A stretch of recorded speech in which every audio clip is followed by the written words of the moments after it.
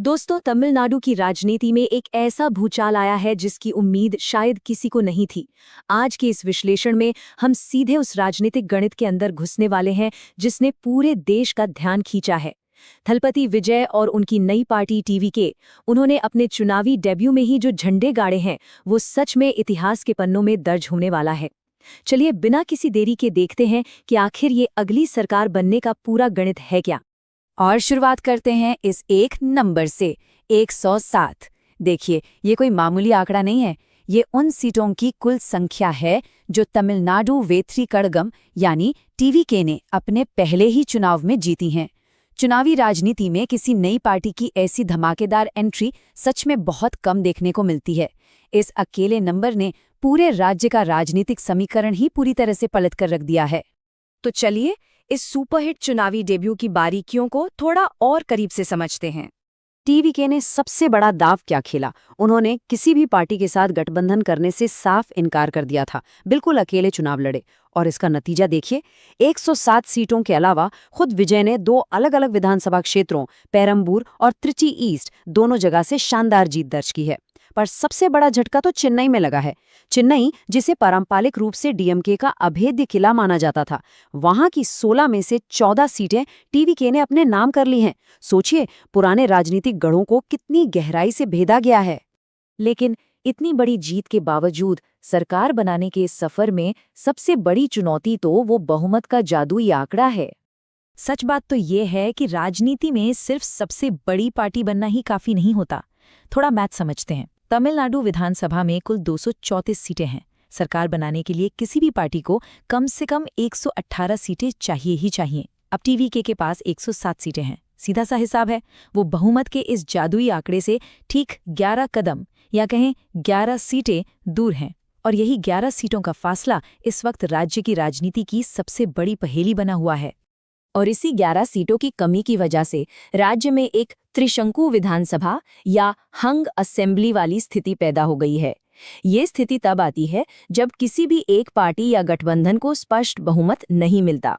हालांकि ऐसे में नियम और परंपरा यही कहती है कि राज्यपाल सबसे बड़ी पार्टी, जो कि यहाँ टीवीके है, उसी को सरकार बनाने का न्योता देंगे, भले ही शुरुआत में ये एक अल्पमत की सरकार ही क्यों ना हो।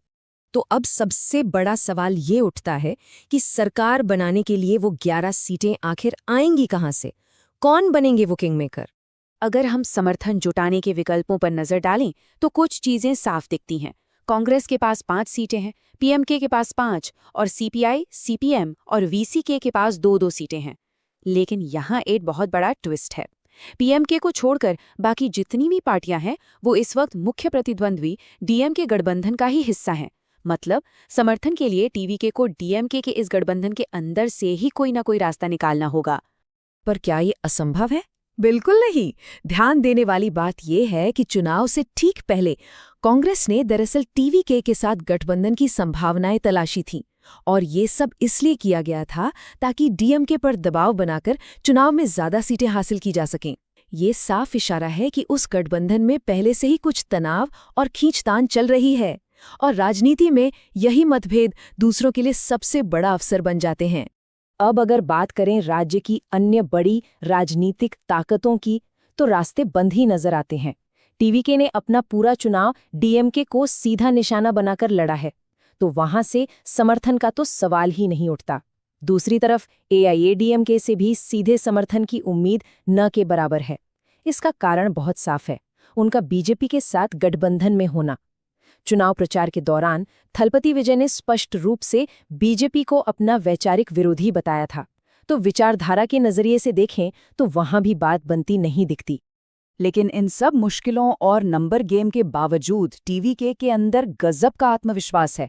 मदुरवायल से पार्टी के उम्मीदवार और राज्य के सबसे कम उम्र के भावी विधायकों में से एक 30 वर्षीय रेवंत चरण का बड़ा साफ कहना है, अस्थिरता का कोई डर नहीं है, हम सरकार बनाएंगे। देखिए, संख्या बल की कमी होने पर भी इस तरह का बयान ये दिखाता है कि पार्टी के भीतर सत्ता हासिल करने को लेकर किस लेवल की पॉजिटिविटी और पक्का भरोसा कायम है।